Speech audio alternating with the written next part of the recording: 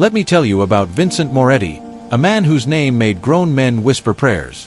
He ruled Chicago's underworld with an iron fist, living in a mansion where crystal chandeliers cost more than most people's homes. But power, you see, cannot buy peace of mind. For 3 years, a young woman named Grace worked in his house. She was quiet, almost invisible, the way good help should be. Every morning at 6, she'd arrive through the service entrance. Every evening at 8, she'd leave the same way. Vincent barely noticed her, except when his coffee appeared exactly how he liked it, or when his study smelled of lemon polish. Grace kept her eyes down and her voice soft. She never asked questions. Never lingered where she shouldn't.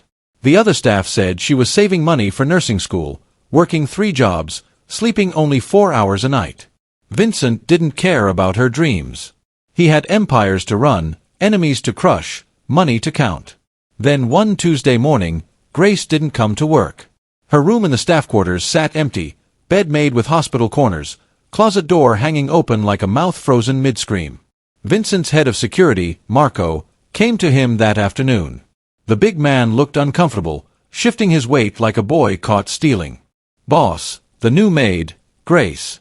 She didn't show up today. We called her phone. Nothing. Went to her apartment. Landlord said she paid through the month but hasn't been home in 2 days." Vincent waved his hand dismissively. "So, maybe she quit. Found something better. It happens." But Marco's face stayed troubled. "Thing is, boss, she left all her stuff here. Her room's still full of clothes, personal items. Women don't just walk away from everything they own." Something cold touched Vincent's spine. In his world, people who disappeared usually didn't do it voluntarily. He'd made enough people vanish to know the signs. "Show me her room," he said. They walked through the mansion's lower level where staff lived. Vincent had never been down here before. The hallway was plain, painted institutional beige, smelling of cheap air freshener. Grace's room was at the end, door already open. Marco stepped aside. Vincent entered, and immediately felt something was wrong. The air itself seemed to hold its breath. The room was small but obsessively neat. A single bed with a faded blue comforter. A wooden dresser with a cracked mirror. A small desk beneath the window where Chicago's gray sky pressed against the glass. Vincent's eyes swept the space, cataloging details with a precision that had kept him alive for 20 years. Bible on the nightstand, spine cracked from use. A photograph taped to the mirror, Grace with an elderly woman, both smiling, church clothes on. Textbooks stacked on the desk, medical terminology, human anatomy. Nothing suspicious. Nothing that explained her disappearance. Then he saw the closet. The door hung open, clothes pushed to one side. Behind them, something on the back wall caught the light wrong. Vincent crossed the room, pushed the hanging clothes aside completely. His breath stopped. The entire back wall was covered in photographs. Dozens of them. Hundreds, maybe. All of the same person. All of him. Vincent at restaurants. Vincent leaving the courthouse. Vincent in his car. Vincent through the mansion windows. Some were taken from across streets. Some from inside his own home. Every photograph had a date written beneath it in careful handwriting. The earliest was from 3 years ago, the week Grace started working here. Vincent's hands began to shake. In his business, you learned to spot obsession, to recognize when someone was too interested in you. This wasn't admiration. This was surveillance. He ripped one photo from the wall. On the back, written in that same precise handwriting, "He doesn't see me yet." Good. Another photo, from last month. He drinks his coffee at exactly 7:15. Routine makes men predictable. A third, more recent, Marco checks the south cameras first. North side blind spot lasts 47 seconds. Vincent's blood turned to ice water.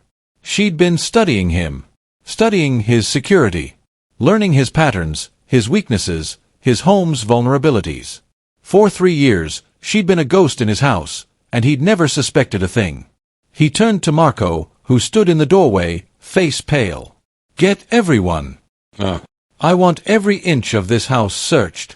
Every room, every closet, every goddamn air vent. Find out what else she's been doing." Marco disappeared. Vincent turned back to the wall of photographs. His mind raced through possibilities. Was she a cop? FBI? Or worse, sent by one of his enemies? The Calabrese family had been looking for weakness. The Russians were always probing for opportunities. But something didn't fit. Vincent pulled out his phone, snapped photos of the wall. Then he noticed something else, a small notebook tucked between the mattress and bed frame, corner barely visible. He pulled it out. Leather-bound, worn soft with handling. His hands trembled as he opened it. The first page made his stomach drop. My name is Grace Williams. If you're reading this, I'm probably dead. What I'm about to tell you will sound insane. But every word is true. Vincent's eyes flew across the pages. The handwriting was rushed here, desperate. 3 years ago, my sister Maya was murdered. The police said it was a robbery gone wrong. They closed the case in 3 weeks. But Maya called me the night before she died. She was terrified. She said she'd seen something she shouldn't have. Something involving Vincent Moretti. Vincent's jaw clenched. He didn't remember any Maya Williams. Didn't remember ordering any hits on young women.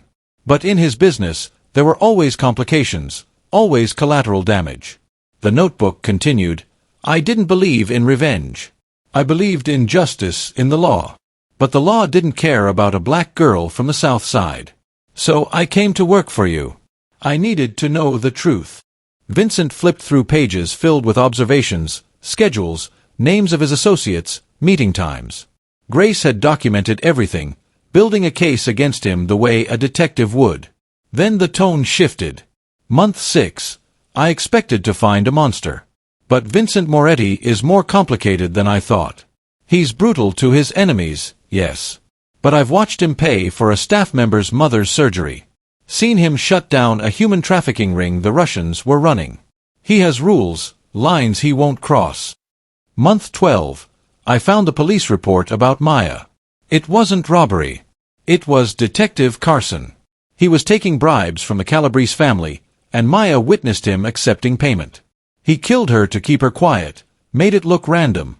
Vincent had nothing to do with it. I've been wrong this entire time. Vincent's mind reeled. He remembered Carson, dirty cop on the Calabrese payroll. Vincent had him killed 2 years ago for unrelated reasons. But he'd never known about Maya Williams. The notebook entries grew more frantic. Month 30. I should leave. I should go to the FBI with what I know about Carson, get justice for Maya through proper channels. But something's wrong. I'm being followed. Not by Vincent's people. I know their patterns. Someone else. The final entries were from last week. They know. Somehow the Calabrese family found out I've been watching Vincent, gathering information. They think I'm building a case for the FBI. They think Vincent is using me. I tried to explain, but they won't listen. They're going to kill me to send him a message. I can't go to Vincent. How do I explain 3 years of lying? How do I tell him I came to destroy him but stayed because I realized he's not the monster I thought? That somewhere in these 3 years, I stopped seeing a target and started seeing a man. Vincent's chest tightened. The last entry was dated 2 days ago. Tonight they'll come. I saw the car circling the block. Same one that's been following me. I've left this notebook where Vincent will find it if I disappear. Maybe he'll understand. Maybe he'll finish what I couldn't, get justice for Maya by destroying the people who really killed her. I'm sorry I lied. I'm sorry I couldn't be braver. Tell my mother I love her. Tell Vincent. Tell him I hope he finds peace someday. Even monsters deserve that. The page ended there. Vincent closed the notebook, hands shaking with something he hadn't felt in years. Rage. Not at Grace, but at himself. She'd been right under his nose, in danger, and he'd been too blind to see it. Marco burst back in. Boss, we found something. The north camera footage from 2 nights ago. They went to the security room. Marco pulled up the video. There, 2:47 a.m., a car pulling up to the service entrance. 3 men got out. Vincent recognized them immediately. Calabrese soldiers. The footage showed them entering through a door that should have been locked.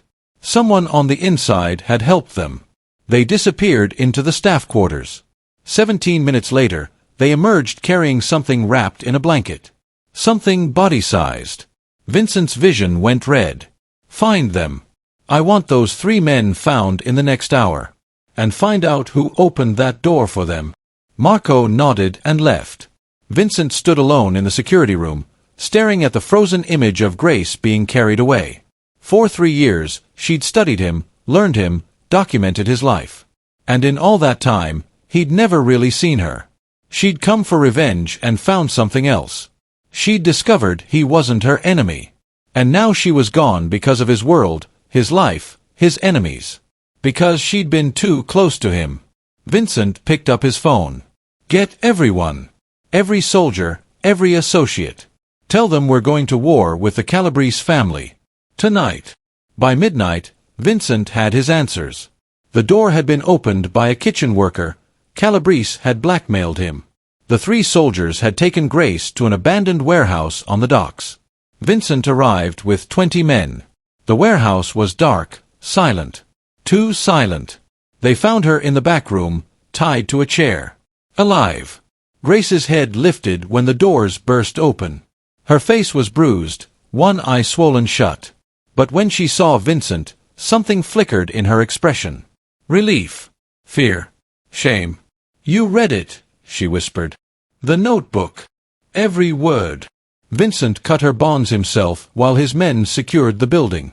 The Calabrese soldiers were gone, probably knew he was coming. This was a message, leaving her alive. Taunting him. I'm sorry, Grace said, voice breaking. I lied to you for 3 years. Vincent helped her stand. You came for justice. For your sister. There's no shame in that. I was wrong about you. You were right about me, Vincent corrected quietly. I am everything you thought. But maybe not only those things. He paused. Your sister Maya. She deserved better. Detective Carson deserved what he got. Tears ran down Grace's bruised face. I don't understand. Why save me? After everything I did. Vincent looked at this woman who'd lived in his house like a ghost, who'd watched him while he'd been blind. Because you saw me, he said finally. Really saw me. Not the reputation, not the fear. You saw the man underneath and still thought I deserved peace. He gestured to his men. Get her to the hospital. Private room, best doctors. 24-hour protection. Grace grabbed his arm. The Calabrese family, they'll come after you now. Because of me. They were always going to come. You just gave me a good reason to finish this. Vincent's expression hardened. They took something from you 3 years ago. They tried to take your life 2 days ago. That debt gets paid. 3 days later, the Calabrese family's operations in Chicago collapsed. Key members disappeared. The rest fled the city. Vincent made sure everyone knew why. You don't touch his people. Not his soldiers. Not his staff. Not the quiet maid who'd spent 3 years documenting his life. Grace left the city after she healed. Nursing school in another state, new name, clean start. But before she left, she came to see Vincent one last time. Thank you, she said simply. Thank you, he replied. For seeing the man, not just the monster. She smiled sadly. They're the same person, Vincent. That's what makes you terrifying. And human. She walked away, and Vincent let her go. Some debts can't be repaid. Some people are meant to be ghosts, there, then gone, leaving only the memory of what they made you realize about yourself. Vincent Moretti ruled his empire for another decade. But he never forgot the maid who came for revenge and left him something more valuable, the truth.